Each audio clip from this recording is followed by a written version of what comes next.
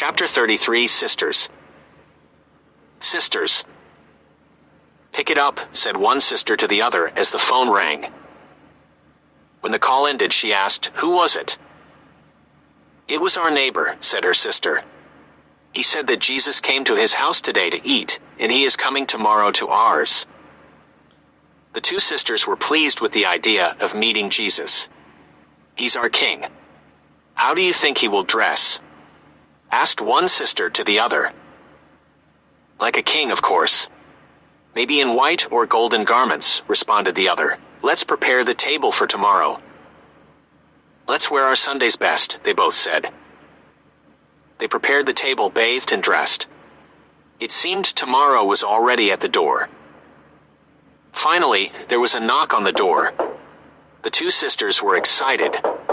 However, when they opened the door, it was two orphans. "Please, may we have something to eat? We smell your food, and we are hungry," the orphans said. "No," answered both sisters, "and be gone with you. This food is for Jesus and not for you." As they closed the door, the two orphans left with tears in their eyes and blood-stained hands. "Filthy kids," said one sister to the other. "How dirty were their hands? Maybe they've been playing with red markers or paint." 15 minutes later, there was a second knock on their door. "Who is it?" asked one sister of the other. "It is a letter from the mailman," she answered. "What does it say? Is it a message from Jesus, the King?" "No. It's a prisoner asking for someone to visit him because he's lonely." "I told you never to sign up for that program. If we go and visit him, we will miss Jesus who is coming, and won't that be a shame?" So they threw the letter in the trash, where it turned to blood and sweat. Then there came one more knock on the door. "Could this be him?" asked one sister to the other. "No, it is a widower. His wife died last year, and he wishes to see if he could come in and have something to drink. Tell him to be gone. We have an important visitor we are waiting for, and we cannot be seen with him." So the widower left with blood coming out of his shoes, and as he walked he left a trail, saying with a loud voice, "This is the last time I will try to visit you." As the sisters closed the door behind him, they said, "How dare he say what he said? And how dare he leave that stain in front of the house?" They grabbed the mop, cleaned up the blood, and then threw the mop away. They continued to wait for their king.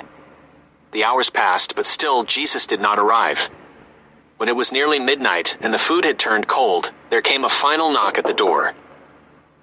"Do you think that is him?" A man dressed in white with gold rings in his fingers stood on the step. Immediately, the sisters kissed his hands and said, "Come dine with us." As they ate, the man looked very pleased, even though the food was very cold. Without saying a word, he ate. And he laughed. "Jesus, is this Jesus?" the sisters asked between themselves. They called their neighbor to confirm. They asked, "What does Jesus look like?" The neighbor replied, "Like orphans in need of food, like the letter of a prisoner in need of a visitor, or like a widower in need of a drink."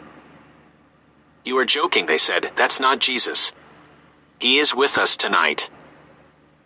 "Sister, hang up the phone. He is just pulling your leg." They went back to speak to their guest. As he continued to eat, they said, "You are Jesus." He said, "I am not." They were suddenly afraid.